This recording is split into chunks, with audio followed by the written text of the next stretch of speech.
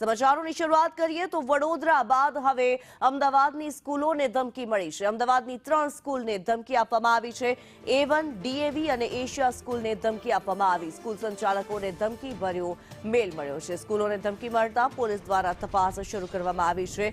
વડોદરાની સાથોસાથ હવે અમદાવાદની સ્કૂલોને પણ ધમકી મળી હોવાનું સામે આવી રહ્યું છે। A1, DAV, એશિયા આ 3 સ્કૂલને ધમકી આપવામાં આવી છે। સ્કૂલ સંચાલકોને ધમકી આપતો મેલ મળ્યો છે ત્યારે પોલીસ દ્વારા તપાસ શરૂ કરવામાં આવી છે। 3 સ્કૂલો અમદાવાદની વડોદરા બાદ હવે અમદાવાદની સ્કૂલોને ધમકી આપવામાં આવી છે।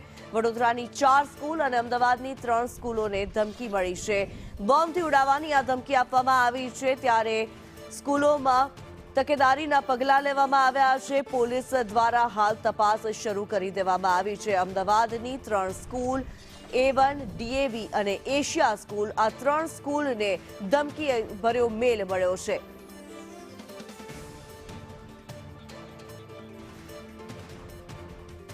વડોદરામાં 5 સ્કૂલને ધમકી મળી છે જ્યારે અમદાવાદની 3 સ્કૂલને ધમકી આપવામાં આવી છે। વડોદરાની 6 અને અમદાવાદની 3 સ્કૂલને ધમકી આપવામાં આવી છે। સ્કૂલ સંચાલકોને ધમકી ભર્યો મેલ મળ્યો છે। આ મેલની અંદર સ્કૂલને બોમ્બથી ઉડાવી દેવાની ધમકી આપવામાં આવી છે।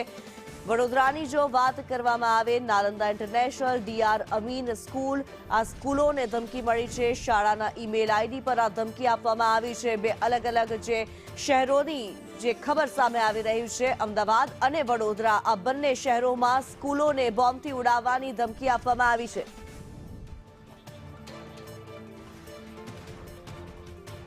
વડોદરાથી કુણાલ અમારી સાથે લાઈવ જોડાયેલા છે। કુણાલ, જે પ્રમાણે સ્કૂલોને બોમ્બથી ઉડાવવાની ધમકી મળી છે, શું માહિતી આ મામલે?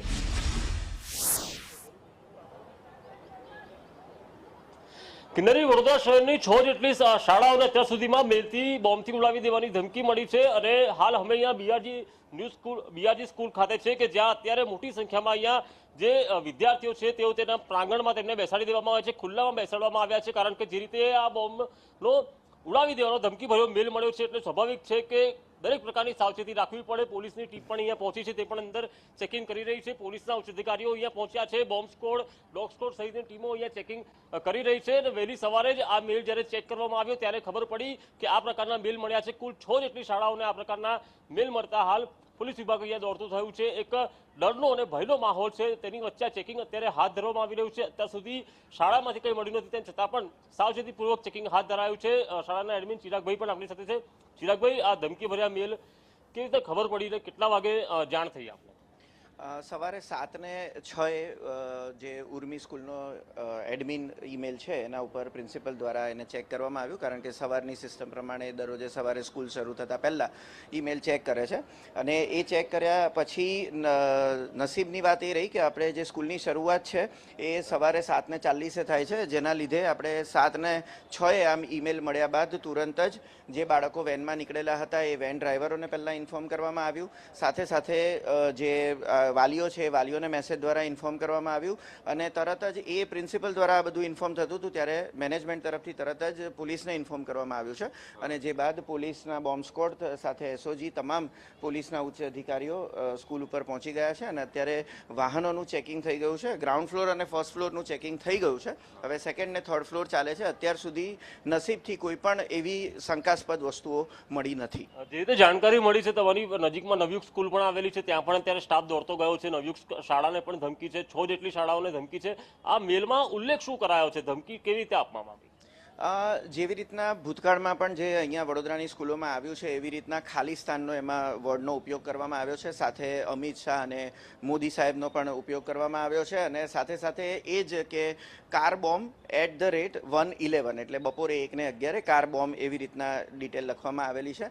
તરત જ એ ઈમેલ અમે સાયબર ક્રાઇમમાં બી અત્યારે જે ઉચ્ચ અધિકારીઓ આવ્યા છે એમણે મોકલી દીધેલો છે અને એ ક્યાંથી આવેલો છે એનું પણ સર્ચ શરૂ કરી દેવામાં। હિન્દી કે ઇંગ્લિશ ભાષાનો, કઈ ભાષાનો ઉપયોગ છે? ઇંગ્લિશ ભાષામાં લખવામાં આવ્યું છે પણ ઇંગ્લિશના શબ્દો પણ હિન્દીની રીતે લખવામાં આવેલા છે। એટલે જે આ હતા ચિરાગ મહેતા, તેઓ એડમિન છે BRGના સ્કૂલ શાળાના। તેમનું કહેવું છે કે ખાલિસ્તાનના નામનો ઉપયોગ કરવામાં આવ્યો છે, દેશના મોટા નેતાઓના નામનો ઉલ્લેખ કરાયો છે અને બ્લાસ્ટ @111 એટલે કે બપોરે 1 વાગે આ કારમાં બોમ્બ હશે ને તે ઉડી જશે, તમારી શાળાને ઉડાવી દેવામાં આવશે, આ પ્રકારની ધમકી છે. 6 જેટલી શાળાઓને ધમકી મળી છે અને તેને લઈને પોલીસ વિભાગ દોડતું થયું છે અને શાળાઓમાં હાલ ચેકિંગ હાથ ધરાયું છે. કિન્નરી, બિલકુલ કુણાલ, આપ અમારી સાથે જોડાયેલા રહેશો. અત્યારે હાલ અમદાવાદથી જિગ્નેશ પટેલ અમારી સાથે જોડાયેલા છે. જિગ્નેશ, વડોદરામાં પણ સ્કૂલોને ધમકી મળી અને હવે અમદાવાદમાં પણ 3 જેટલી સ્કૂલોને ધમકી આપવામાં આવી છે. શું માહિતી, શું અપડેટ? વાત કરવામાં આવે તો અમદાવાદની 3 સ્કૂલોને પ્રાઇમરી મેસેજ છે તે સામે આવ્યા હતા, પરંતુ હવે આ સંખ્યા ધીમે ધીમે વધી રહી છે. પરંતુ જે પ્રમાણે અચાનક સ્કૂલમાં મેલ મળ્યો, અંદાજિત જે 9 અને 5 આસપાસ જે સ્કૂલોને મેલ મળ્યો હતો, અત્યારે આપ સ્કૂલના દ્રશ્યો જોઈ રહ્યા છો કે 25 મિનિટ જેટલો સમય થવા આવ્યો છે. મેલ મળે, સ્કૂલને જાણ થાય, પોલીસને જાણ થાય, પરંતુ હજી સુધી સ્કૂલમાંથી જે બાળકો બહાર નીકળી રહ્યા છે. એટલે કે 20 મિનિટનો સમય વીતવા છતાં સ્કૂલ સંચાલકો બાળકોને યોગ્ય રીતે ઇવેક્યુએશન નથી કરી શક્યા, બહાર નથી કાઢી શક્યા. આ એશિયા કેમ્પસ સ્કૂલ છે કે જે વસ્ત્રાપુર ખાતે આવેલી છે. સ્કૂલ સંચાલકોને મેળ મળતા તરત જ તેમણે પોલીસને જાણ કરી, ફાયરને જાણ કરી, પરંતુ સ્કૂલના અંદરથી માત્ર એક જ જે એન્ટ્રી ગેટ અને એક્ઝિટ ગેટ હોવાના કારણે જે કેઓસ સર્જાયું હતું, બાળકો યોગ્ય સમયે બહાર નથી નીકળી શક્યા. 25 મિનિટ જેટલો સમય મેલ મળ્યાને થવા આવ્યો છે, પરંતુ જો સ્કૂલના તમામ વિદ્યાર્થીઓ અને તમામ વાલીઓ તથા તેમનો જે સ્ટાફ છે તે બહાર ન આવી શકતા, જે ઇવોક્યુએશનની કામગીરી છે તે ધીમી હોવાનું સ્પષ્ટ દેખાઈ રહ્યું છે. સ્કૂલ સંચાલકોને જ્યારે આ અંગે પૂછવામાં આવ્યું ત્યારે તેમનું તોછડાઈ ભર્યું જે વર્તન વર્ષોથી હતું તે ફરી એક વખત સામે આવ્યું છે. સ્કૂલોના તેમણે બાળકોની જવાબદારી આગળ ધરી અને કહી શકાય કે પોલીસને પણ અત્યારે કામ કરતા રોકી લીધા. જે ફાયર વિભાગની ટીમો પણ અત્યારે માત્ર ગ્રાઉન્ડમાં ઊભી છે, તેમને કેમ્પસની અંદર એન્ટ્રી નથી આપી. હજી ડીએવી જે આ એશિયા સ્કૂલ છે વસ્ત્રાપુર ખાતેની, તેમાં હજી ચેકિંગ શરૂ નથી થયું. પરંતુ જો કહી શકાય કે સ્કૂલ સંચાલકોની આજ મનમાની જો રહેશે અને કદાચ ન કરે, ભવિષ્યમાં કોઈ અણબનાવ બન્યો તો તેના માટે જવાબદાર કોણ તે સૌથી મોટો પ્રશ્ન રહેશે. કારણ કે 20-20, 25-25 મિનિટ જેટલો સમય થયો હોવા છતાં હજી આપ જોઈ શકો છો કે સ્કૂલમાંથી એક બાદ એક જે વાન છે તે બહાર આવી રહી છે. એટલે કે કહી શકાય કે જો 25-25, 30-30 મિનિટ સુધી જો યોગ્ય રીતે બાળકોને સહી સલામત બહાર તંત્ર ન કાઢી શકતું હોય અને આવા સમયે કોઈ અઘટિત બનાવ બને તો જવાબદારી કોની? સાથે જ જ્યારે મેલ અંગે વાત કરવામાં આવે તો મેલની અંદર 1 અને 11 વાગે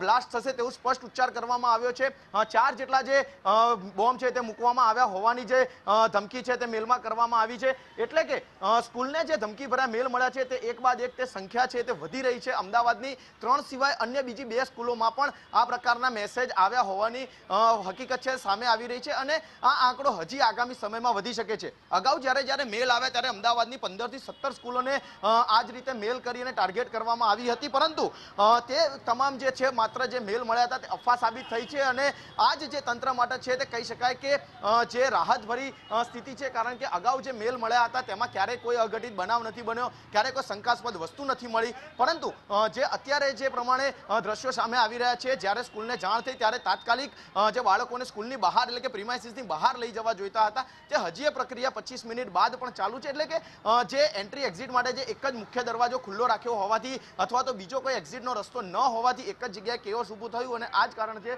કે બાળકો છે તે યોગ્ય સમયે સ્કૂલની બહાર નથી નીકળી શક્યા અને વાલીઓ પણ તેટલા જ ચિંતામાં અત્યારે સ્કૂલ પર આવ્યા છે અને પોતાના જે પાલ્ય કે બાળક છે તેને કોઈ પણ પ્રકારની તકલીફ ન પડે અને તે પહેલા તેઓ સહી સલામત સ્કૂલથી નીકળી જાય તે માટે બાળકો જે વાલીઓ છે તે અહીંયા કહી શકાય કે ઉતાવળે આવે છે અને પોતાના બાળકોને લઈને જતા જોવા મળી